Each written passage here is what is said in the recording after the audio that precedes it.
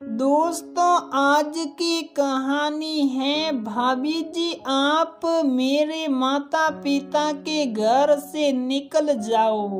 दोस्तों, कहानी शुरू करने से पहले अगर आपने हमारे चैनल को सब्सक्राइब नहीं किया है तो सब्सक्राइब कर लीजिए ताकि आपके पास पहुंचे हर नया वीडियो। भैया जरा और तेज चलाओ। कैब बहुत तेजी से सड़क पर भाग रही थी, फिर भी सेजल बार बार कैब ड्राइवर को और तेज चलाने को कहती। आज बरसों बाद उसने अपने मायके का रुख किया था। चाहती थी उड़कर अपनी माँ के आंचल में अपना सर छुपा ले। कार है मैडम, कोई हवाई जहाज नहीं। चला रहा हूँ, उड़ तो नहीं सकता। कैब ड्राइवर ने बार बार बोलने पर झुंझला कर कहा। सेजल ने गहरी सांस ली और उन दिनों में खो गई जब माँ पापा की मर्जी के खिलाफ नीलेश से अंतर्जातीय विवाह किया था। पापा ने तो उसी वक्त सारे रिश्ते तोड़ दिए थे। काफी समझाने के बाद भी पापा इस शादी को मानने के लिए तैयार नहीं हुए थे। बेटी से बिछड़ने के गम में माँ की आंखों तो सजल थी, मगर अपने पति के फैसले के आगे कुछ ना कह सकी। पूरे घर पर सेजल के पिता का ही दबदबा था। पिता ने ऐसा नाता तोड़ा कि सेजल अपने बड़े भाई की शादी में भी ना जा पाई। आज 8 साल बाद पापा के पैरालिसिस की खबर सुनकर अपने आप को रोक ना पाई। नीलेश को भी जैसे इस खबर के बारे में पता चला, उसने सेजल से तुरंत अपने मायके जाने की बात कही। लेकिन नीलेश, मैं अकेली वहाँ कैसे जाऊंगी?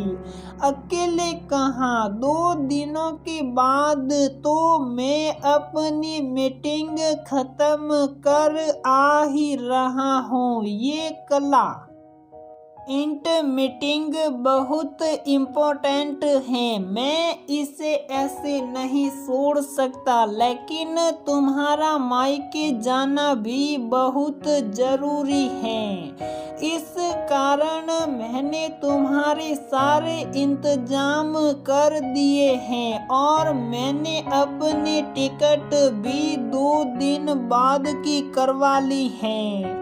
तुम और मोनू अभी चले जाओ। आज कैब में बैठे बैठे सेजल का मन उतावला हो रहा था।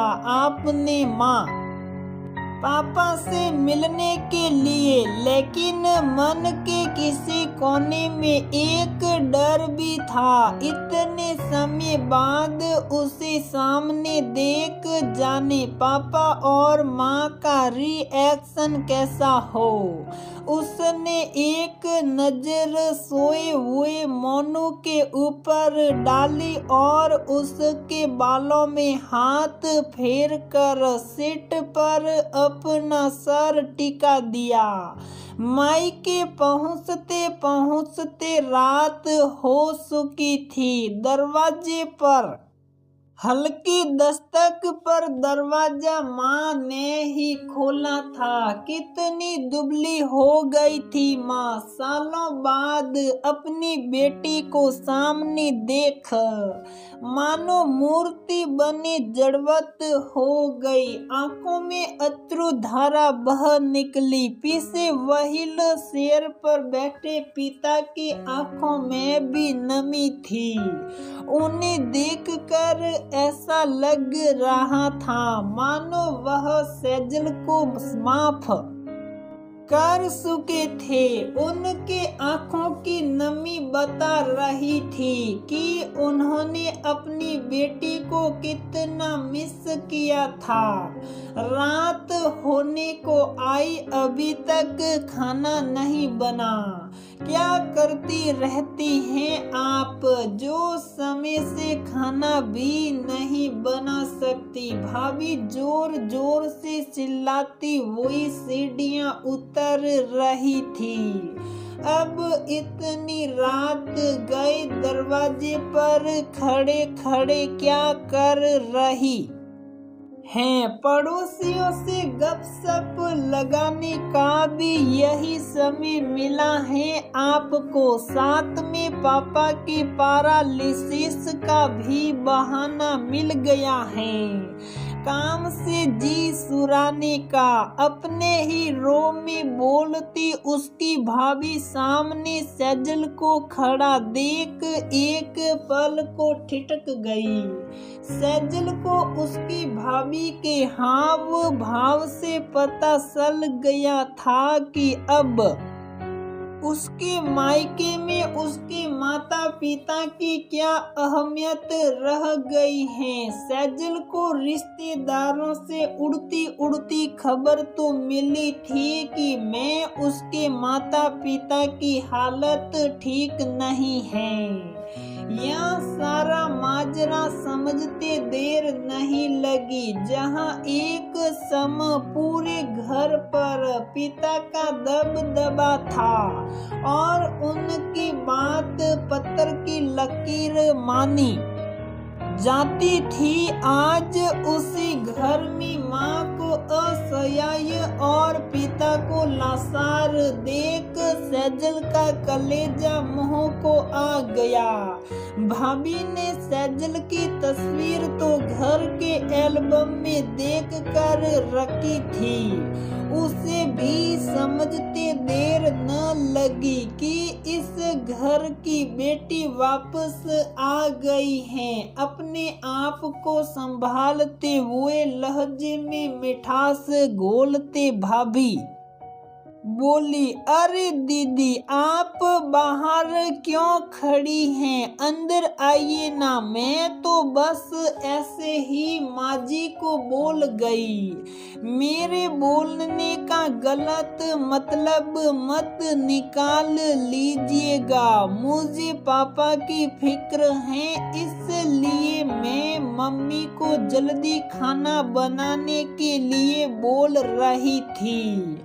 उन्हीं समय पर दवाई भी तो देनी होती है। अब इतनी महंगी दवाइयाँ आपके भाई खरीद कर लाते हैं तो उसे समय पर भी तो देना जरूरी है। दीपू आपका भतीजा अभी छोटा है, इस कारण मुझे खाना बनाने के लिए किचन में छोड़ता ही नहीं है। माजी थोड़ी बहुत मदद कर देती है मेरी। सैजल ने घूर कर एक नजर अपनी भाभी को डालते हुए मोनू को लेकर व्हील चेयर पर बैठे अपने पापा के कदमों में बैठ गई। अपने पापा के हाथों को अपने हाथों में लेकर भाभी की ओर देखते हुए कहा, भाभी अभी मेरे मम्मी पापा के लिए मैं हूँ, आपको इनके लिए चिंता करने की कोई जरूरत नहीं है। अभी मैंने ठीक से इस घर में कदम भी नहीं रखा है और आप मुझे पैसों की गणना करवा रही हैं। शायद आप भूल रही हैं दीदी के इन्हीं लोगों ने आपको घर से बेदखल किया था और आज आप इन्हीं लोगों की साइड ले रही हैं। भाभी ने याद दिलाया, बेटी हूँ मैं इनकी, इनका हक है मुझ पर नाराज होने का या बेदखल करने का। लेकिन आप तो बहू हैं इस घर की, आपने क्या फर्ज निभाया? बस सास और ससुर को गालियों से नवाजा। कभी फुर्सत में बैठकर सोचिएगा कि गलत कौन है। बस 5 मिनट में ही मुझे इस घर की हकीकत पता चल गई। दीदी, आप 8 सालों के बाद इस घर में वापस आई हैं। आपको नहीं पता इन 8 सालों में क्या हुआ, इसलिए घर के मामलों में आप ना बोले तो ही अच्छा है। माना मैंने देर कर दी आने में, लेकिन मैं आपको बता दूं, जहां मेरे माता पिता का सम्मान नहीं वहां मैं 1 मिनट भी उन्हें रहने नहीं दूंगी।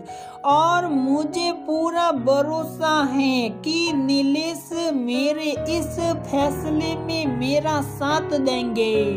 लेकिन 1 मिनट, मेरे माता पिता क्यों जाए यहाँ से? ये उनका घर है। आप कोई दूसरा इंतजाम कर लीजिए और जब तक इस घर में है इस घर का किराया भरे, क्योंकि ये घर मेरे पापा के खून पसीने से बना है।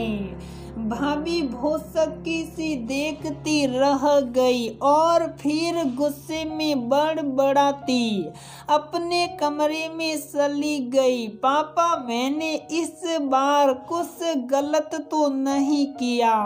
सेजल ने अब तक अपने पापा का हाथ थाम कर रखा था। बिल्कुल नहीं बेटा, जब से सुमित काम के सिलसिले में बाहर रहने लगा है तब से बहू का यही रवैया है। तेरा भाई सुमित काम के सिलसिले में इतना परेशान रहता है कि घर की रंजिशों के बारे में उसे क्या बताना। मुझे दुख तुम्हारी माँ को देखकर होता था। बेचारी मेरी बीमारी और घर के कामों में पीस कर रह गई हैं। माँ पापा, एक बात पूछो, आप दोनों ने मुझे माफ कर दिया ना? हाँ मेरी बच्ची, अब कितना रुलाएगी? हमने तो तुझे कब का माफ कर दिया। अपनी माँ के गले नहीं लगेगी। माँ की आंखों से आंसू थमने का नाम ही नहीं ले रहे थे। मैं नीलेश और सुमित भैया दोनों से इस बारे में बात करूंगी। अब घबराने की कोई बात नहीं है। माँ, अभी आप सब के लिए मैं हूँ।